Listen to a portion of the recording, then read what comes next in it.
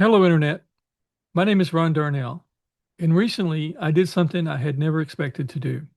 On Sunday, January 25th, I attended a virtual celebration of life for my digital brother, Scott Adams. I wasn't a family member, I was not a personal friend, I never met Scott in person, and I never exchanged messages with him. My relationship with Scott was entirely virtual. After watching that service, I realized something important. That it wasn't unusual at all.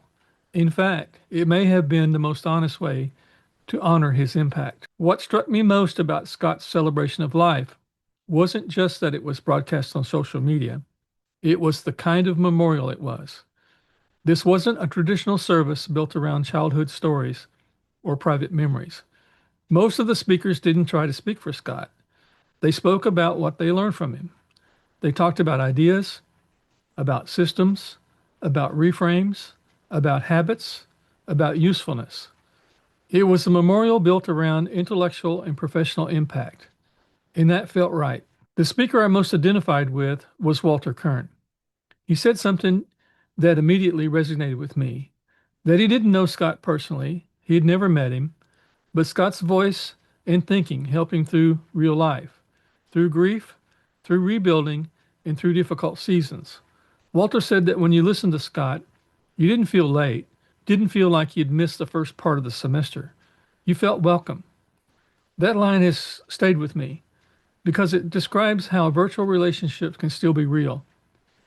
Not intimate in a family sense, and not personal in the traditional relationship sense, but real in the way that matters, in the way that shapes how you think. Many have called Scott Adams a virtual dad. For me, it was different. I came to regard Scott more as a virtual brother. We were close in age. We both studied economics. We came up through similar corporate systems. We ran into many of the same professional realizations at roughly the same stage of life. He wasn't speaking down to me, he was speaking alongside. And there's something uniquely reassuring about that. A brother doesn't lecture. A brother says, "Yep, I see it too." And that's what Scott did for me.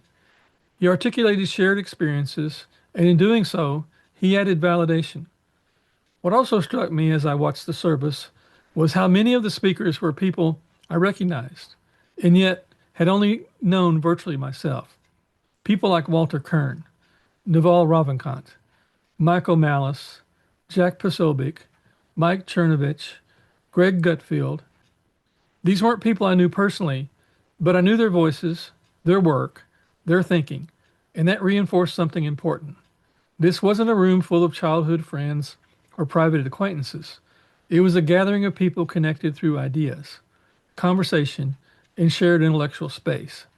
That made my own experience feel not only valid, but typical of how Scott Adams built community, one mind at a time, often without ever meeting face to face. I first became aware of Scott Adams in the mid 1980s.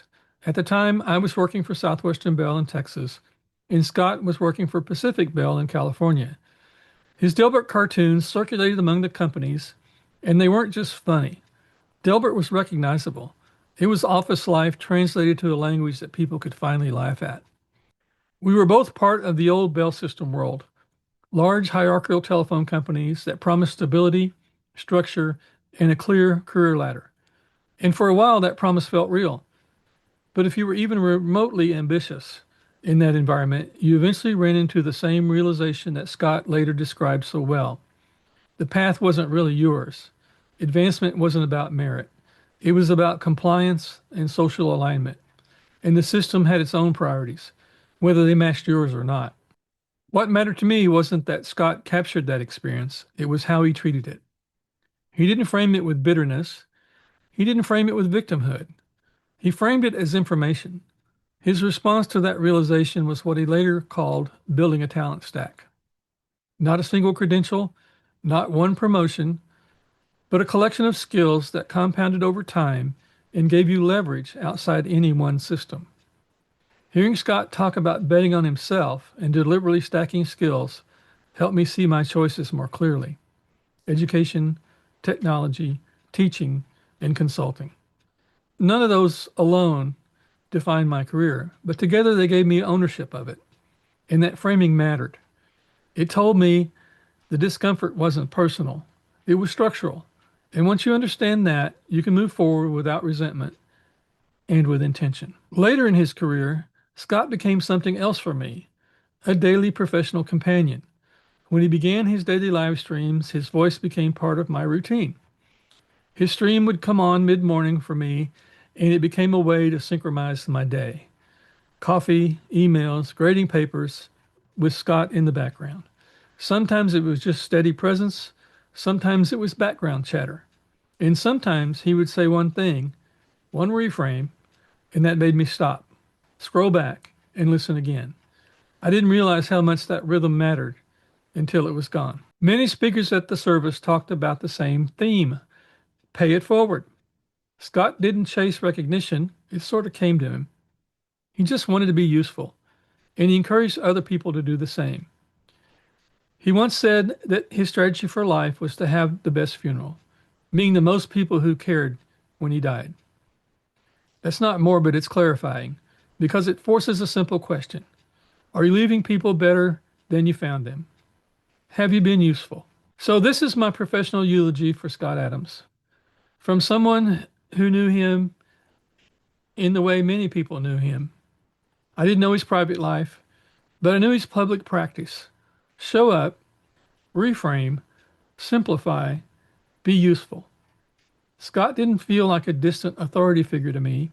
He felt like a peer, a brother, who had taken the time to explain the map.